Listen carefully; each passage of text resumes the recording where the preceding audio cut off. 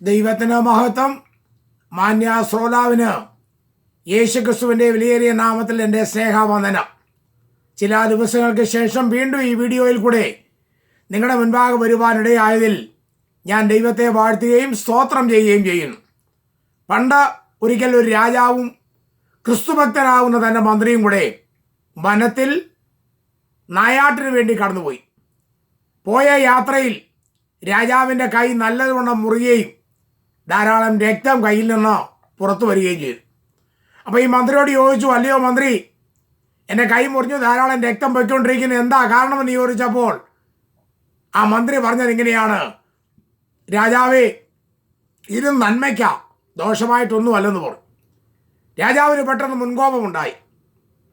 എൻ്റെ കൈ മുറിഞ്ഞതും രക്തം പോന്നു, എന്തോ നന്മയ്ക്കാ. രാജാവിൻ്റെ മുൻകോപം സഹിക്കാൻ വയ്യാതെ അടുത്ത് കണ്ട ഒരു കൊക്കയിലേക്ക് ഈ മന്ത്രിയെ തള്ളിയിടുകയുണ്ടായി. എന്നിട്ട് രാജാവ് വാശിക്ക് തനിച്ച് തന്നെ നായാട്ടിന് വേണ്ടി പോയി. താനെ അങ്ങനെ വഴിതെറ്റിപ്പോയി. വഴിതെറ്റി വനത്തിൽ വസിക്കുന്ന കാട്ടാളന്മാരുടെ മധ്യത്തിൽ താൻ എത്തുവിടുകയുണ്ടായി. ആ കാട്ടാളന്മാർക്ക് അന്നത്തെ ദിവസം ഒരു വിശേഷ ദിവസമാണ്. അവിടെ ദേവിയുടെ ഉത്സവമാണ്. ദേവിയുടെ പ്രസാദത്തിന് വേണ്ടി ഊനമില്ലാത്ത ഒരു മനുഷ്യനെ അന്ന് യാഗം അർപ്പിക്കണം. അവരിങ്ങനെ ആളിനെ അന്വേഷിച്ച് നടന്നപ്പോഴാണ് അവരുടെ മുമ്പിൽ ഈ രാജാവ് എത്തുപെട്ടത്. അവർ ചെണ്ടയൊക്കെ അടിച്ചു സന്തോഷിച്ചു. നോക്കുക, നമ്മുടെ ദേവിക്ക് യാഗം അർപ്പിക്കേണ്ട ആളിനെ നമ്മുടെ മുമ്പിൽ കൊണ്ടു തന്നു എന്ന് പറഞ്ഞ് അവർ സന്തോഷിച്ചു. യാഗത്തിന് മുൻപ് അവർ ഈ രാജാവിനെ കുളിപ്പിച്ചെല്ലാം തയ്യാറാക്കിയപ്പോൾ രാജാവിൻ്റെ കയ്യിൽ കൂടെ ധാരാളം രക്തമൊഴുകുന്നു. മുറിവോ ചതവോ ഒടിവോ അംഗവൈകല്യമുള്ള ആരെയും ദേവിക്ക് അർപ്പിക്കുവാൻ പാടില്ല.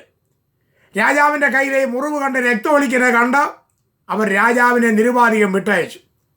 രാജാവ് മടങ്ങിപ്പോയപ്പോൾ ചിന്തിച്ചു, എൻ്റെ മന്ത്രി പറഞ്ഞ അത്ര നല്ല കാര്യമായിരുന്നു, എൻ്റെ കൈ മുറിഞ്ഞത് നന്മയ്ക്കാണ്. താൻ ബന്ധപ്പെട്ട് മന്ത്രിയെ തള്ളിയിട്ട കൊക്കയുടെ വാതിൽക്കൽ ചെന്നു. വളരെ സാഹസപ്പെട്ട് കൊക്കയിലിറങ്ങി മന്ത്രിയെ കരയ്ക്ക് കയറ്റി. മന്ത്രി പറഞ്ഞ വാചകം ഇങ്ങനെയാണ്: രാജാവേ, എന്നെ കൊക്കയിലിട്ടതും നന്മയ്ക്കായി. അപ്പോൾ രാജാവിന് അത്ഭുതമായി. അനന്തോ, തന്നെ കൊക്കയിലിട്ടത് എന്തോ നന്മയ്ക്കാ? ഉടനെ മന്ത്രി ഇങ്ങനെ പറഞ്ഞു: അതല്ല, നമ്മൾ രണ്ടുപേരും കൂടെ പോകുമ്പോൾ രാജാവിൻ്റെ കൈ മുറിഞ്ഞുകൊണ്ട് രാജാവിനെ അവർ വിട്ടയക്കും, എന്നെ അവർ യാഗമർപ്പിക്കും. അതുകൊണ്ട് എന്നെ കൊക്കയിലിട്ടതും നന്മയ്ക്കായി. അതെ, നമ്മുടെ ജീവിതത്തിൽ വരുന്നതെല്ലാം ദൈവം നന്മയ്ക്കായി കൂടി വ്യാപരിപ്പാൻ ദൈവത്തിന് കഴിയുന്നത് കൊണ്ട് ഞാൻ ദൈവത്തിന് സ്തോത്രം ചെയ്യുന്നു. അപ്പോസ്തലനായ വിശുദ്ധ പൗലോസ് റോമർക്ക് എഴുതിയ ലേഖനത്തിൽ 8-ാം അധ്യായം 28-ാം വാക്യം: എന്നാൽ ദൈവത്തെ സ്നേഹിക്കുന്നവർക്ക്, നിർണയപ്രകാരം വിളിക്കപ്പെട്ടവർക്ക് തന്നെ സകലവും നന്മയ്ക്കായി കൂടി വ്യാപരിക്കുന്നു എന്ന് നാം അറിയുന്നു. അതെ, ദൈവത്തെ സ്നേഹിക്കുന്നവർക്ക്, നിർണയപ്രകാരം വിളിക്കപ്പെട്ടവർക്ക് സകലവും നന്മയ്ക്കായി കൂടി വ്യാപരിപ്പാൻ ദൈവത്തിന് കഴിയും. നമ്മുടെ ജീവിതത്തിൽ വരുന്നതൊന്നും ദോഷമായിട്ടല്ല, നന്മയ്ക്കായി കൂടി വ്യാപരിപ്പാൻ കഴിയുന്നവനാണ് സർവശക്തനാകുന്ന നമ്മുടെ ദൈവം. കേരളക്കരയിലെ ഒരു ഉണർവ് പ്രാസംഗികനായിരുന്നു മാമൻ ഉപദേശി. അദ്ദേഹം കേരളക്കരയിൽ അങ്ങോളം ഇങ്ങോളം നടന്ന ദൈവത്തിൻ്റെ വചനം പ്രസംഗിക്കുകയുണ്ടായി. ഒരിക്കലും ഒരു സ്ഥലത്ത് പ്രസംഗിക്കാൻ പോയി രാത്രി യോഗം കഴിഞ്ഞ് പിറ്റേ ദിവസം വീട്ടിലേക്ക് വരുവാനായി ബോട്ട് ജെട്ടിയിൽ വന്നു. അന്ന് അവിടോട്ട് ബസ്സും ഒന്നും ഇല്ലാത്തതുകൊണ്ട് ബോട്ടിനാണ് യാത്ര ചെയ്തുകൊണ്ടിരുന്നത്. ബോട്ട് ജെട്ടി വന്നപ്പോഴാണ് താൻ അറിഞ്ഞത് താൻ ഉപയോഗിച്ചുകൊണ്ടിരിക്കുന്ന കുട തലേ ദിവസം താമസിച്ച വീട്ടിൽ മറന്നുപോയത്. അന്ന് ആ കുടയ്ക്കൊക്കെ വളരെ പ്രാധാന്യത ഉള്ളതുകൊണ്ട് താൻ ആ കുട എടുക്കുവാനായി തിരിച്ചുപോയി കുടയെടുത്തുകൊണ്ട് തിരിച്ചു ബോട്ട് ജെട്ടി വന്നപ്പോൾ ബോട്ട് പോവുകയും ചെയ്തു. തനിക്ക് നിരാശ തോന്നി.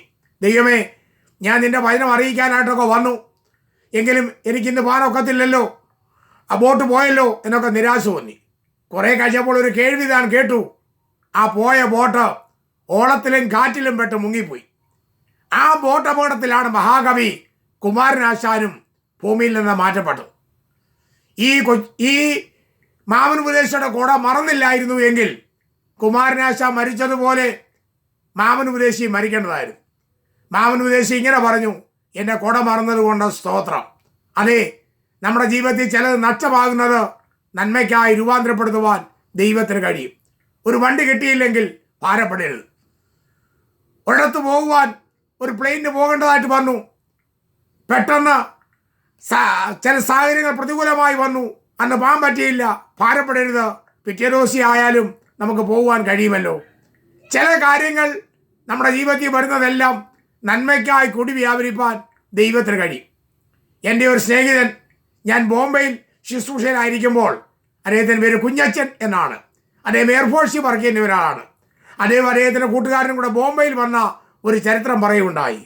ബോംബെയിൽ വന്ന അദ്ദേഹം സയോൺ റെയിൽവേ സ്റ്റേഷനിൽ നിന്ന് BT റെയിൽവേ സ്റ്റേഷനിലേക്ക് പോകുവാനായി ട്രെയിൻ കയറി. അദ്ദേഹം ഓടി വന്ന ട്രെയിൻ വിടാറായി. താൻ ഓടി വന്ന് ട്രെയിനെ കയറുകയും തൻ്റെ കൂട്ടുകാരൻ താഴെ നിന്ന് തന്നെ കയ്യെ പിടിച്ച് വലിച്ച്, ഇതിന് പോകണ്ട, അടുത്തതിന് പോയാൽ മതി എന്ന് വലിച്ച് താഴെയിട്ടു. അദ്ദേഹം പ്ലാറ്റ്ഫോമിൽ വീണു. അദ്ദേഹത്തിന് നിരാശ തോന്നി, ആ വീഴ്ചയിലൊക്കെ പ്രയാസം തോന്നി. കുറേ കഴിഞ്ഞപ്പോൾ ട്രെയിനെല്ലാം ബ്ലോക്കായി. വിവരം അന്വേഷിച്ചപ്പോൾ ആ പോയ ട്രെയിനാണ് ദാദറിനും മാട്ടുംകായ്ക്കും ഇടയിൽ വെച്ച് വലിയ ഒരു ദുരന്തമുണ്ടാവുകയും അനേക ആളുകൾ മരിക്കുകയും ചെയ്തു. താൻ സഞ്ചരിച്ചിരുന്ന ആ കമ്പാർട്ട്മെൻറ്റും ചളങ്ങി അപ്പം പോലെ ആയിത്തീർന്നു.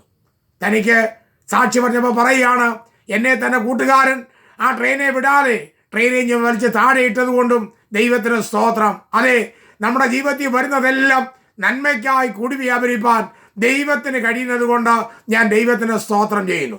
പഴയ നിയമത്തിൽ ഉൽപ്പത്തി പുസ്തകം വായിക്കുമ്പോൾ യോസഫ് എന്ന് പറഞ്ഞ ഭക്തനായ ആ ദൈവദാസൻ താൻ സ്വർഗീയമായ സ്വപ്നങ്ങൾ കണ്ട നിമിത്തമായി തൻ്റെ സഹോദരന്മാർ തനിക്കെതിരായി തിരിഞ്ഞു, തന്നെ പൊട്ടക്കെട്ടിലിട്ടു, തന്നെ അടിമ കച്ചവടക്കാർക്ക് ഒരു അടിമ ചരക്കായി തന്നെ വിൽക്കുകയുണ്ടായി. തൻ്റെ വസ്ത്രം അവർ ഉരിഞ്ഞെടുത്ത് കീറി രക്തത്തിൽ മുക്കി ഒരു വന്യമൃഗം അവനെ കടിച്ചു കീറിയെന്ന് പറഞ്ഞ് അപ്പനെ തെറ്റിദ്ധരിക്കുകയുണ്ടായി. ഇത്രയും ക്രൂരത അവർ ചെയ്തെങ്കിലും യോസഫ് പറഞ്ഞത് ഇങ്ങനെയാണ്. ഉൽപ്പത്തി പുസ്തകം 45-ാം അധ്യായത്തിൻ്റെ 5-ഉം 8-ഉം വാക്യം. എന്നെ ഇവിടെ വിറ്റതുകൊണ്ട് നിങ്ങൾ വ്യസനിക്കേണ്ട, വിഷാദിക്കുകയും വേണ്ട. ജീവരക്ഷയ്ക്കായി ദൈവം എന്നെ നിങ്ങൾക്ക് മുൻപേ അയച്ചതാകുന്നു. 8-ാം വാക്യം. ആകയാൽ നിങ്ങളല്ല, ദൈവം അത്രേ എന്നെ ഇവിടെ അയച്ചത്. അവൻ എന്നെ ഫറവോന് പിതാവും അവൻ്റെ ഗ്രഹത്തിനൊക്കെയും യജമാനും മിസ്രയീം ദേശത്തിനൊക്കെയും അധിപതിയും ആക്കിയിരിക്കുന്നു. യോസഫേ, സഹോദരന്മാർ നിനക്കെതിരായി തിരിഞ്ഞതും നിന്നെ പൊട്ടക്കിണറ്റിലിട്ടതും നിന്റെ വസ്ത്രം കീറിക്കളഞ്ഞതും നിന്നെ അടിമക്കച്ചവടക്കാർക്ക് വിറ്റതും പൊത്തിപ്പേറിൻ്റെ ഭവനത്തിൽ ചെന്ന് നീ ചെയ്യാത്ത കുറ്റം നിന്റെ മേൽ ആരോപിച്ച് നിന്നെ തടവിലാക്കിയതും എല്ലാം നന്മയ്ക്കാം, എല്ലാം നന്മയ്ക്കാം. പൊത്തിപ്പേറിൻ്റെ ഭവനത്തിൽ താൻ തെറ്റൊന്നും ചെയ്തില്ല, എങ്കിലും തൻ്റെ പേരിൽ കുറ്റം ആരോപിച്ചു. തെളിവുകളെല്ലാം പൊത്തിപ്പേറിൻ്റെ ഭാര്യയുടെ കയ്യിലാണ്. യോസഫിൻ്റെ വസ്ത്രം പൊത്തിപ്പേറിൻ്റെ ഭാര്യയുടെ കൈവശമാണ്. ആര് നോക്കിയാലും തെളിവ് അവിടെ കൈവശമാണ്. എങ്കിലും നിങ്ങൾ അറിയണമേ, യോസഫ് നിർമ്മലനായിരുന്നു, അവൻ ദൈവഭയമുള്ളവനായിരുന്നു, അവൻ തെറ്റൊന്നും ചെയ്തിട്ടില്ല. ദൈവത്തെ സ്നേഹിക്കുന്നവർക്ക്, നിർണയപ്രകാരം വിളിക്കപ്പെട്ടവർക്ക് സകലവും നന്മയ്ക്കായി കൂടി വ്യാപരിക്കുന്ന ദൈവം യോസഫിനെ ഉയർത്തി കാരാഗ്രഹത്തിൽ നിന്ന് ഫറവോന്റെ പിതാവായും മിസ്രയീമിനൊക്കെ അധിപതിയായും ഉയർത്തി. വിഷയങ്ങൾ വരുമ്പോൾ പതറിപ്പോകരുത്, പ്രയാസങ്ങൾ വരുമ്പോൾ പതറിപ്പോകരുത്. നിന്റെ ഭാഗത്തെ തെറ്റില്ലെങ്കിൽ, നിന്റെ കൈ നിർമ്മലമാണെങ്കിൽ, ദൈവത്തെ സ്നേഹിക്കുന്നവർക്ക്, നിർണയപ്രകാരം വിളിക്കപ്പെട്ടവർക്ക് സകലവും നന്മയ്ക്കായി കൂടി വ്യാപരിപ്പാൻ കഴിയുന്ന ഒരു വലിയ ദൈവം നമുക്ക് വേണ്ടി ജീവിക്കുന്നത് കൊണ്ട് ഞാൻ ദൈവത്തിന് സ്തോത്രം ചെയ്യുന്നു. ചില മരണങ്ങൾ ഭവനത്തിൽ സംഭവിച്ചാൽ ഭാരപ്പെടരുത്, അതിനൊരു ദൈവ ഉദ്ദേശമുണ്ട്. ചിലപ്പോൾ നിന്റെ ബിസിനസ് പൊട്ടിപ്പോയതിൽ ഭാരപ്പെടരുത്, അതിനകത്ത് ദൈവത്തിൻ്റെ ഒരു ഉദ്ദേശമുണ്ട്. ചിലപ്പോൾ നിന്റെ ജോലി നഷ്ടമായത് ഭാരപ്പെടരുത്, ഒരു നല്ല ഉദ്ദേശം അതിന് പേരിൽ ദൈവത്തിനുണ്ടായിരിക്കാം. മറ്റു ചില കാര്യങ്ങൾ ജീവിതത്തിൽ ആപത്തോ അനർത്ഥങ്ങളോ ഒക്കെ സംഭവിക്കുമ്പോൾ ഭാരപ്പെടരുത്, ദൈവത്തിന് അതിൻ്റെ പിന്നിൽ ഒരു ഉദ്ദേശമുണ്ടെന്നുള്ള കാര്യം മറന്നു പോകരുത്. ആകയാൽ ദൈവ ഉദ്ദേശത്തിനായി നമ്മെ ഏൽപ്പിച്ചു കൊടുക്കാം. ഈ മെസ്സേജ് നിങ്ങൾക്ക് അനുഗ്രഹകരമായി എന്ന് വിശ്വസിക്കുന്നു. കൂടുതൽ അറിയാൻ ആഗ്രഹിക്കുന്നെങ്കിൽ ഞാനുമായി ബന്ധപ്പെടുക. എൻ്റെ പേര് വീവരൻ ജോർജ് കുട്ടി. എൻ്റെ ഫോൺ നമ്പർ 214-603-8271. ദൈവം നമ്മളെല്ലാവരെയും ഐശ്വര്യമായി അനുഗ്രഹിക്കുമാറാകട്ടെ. ആമേൻ.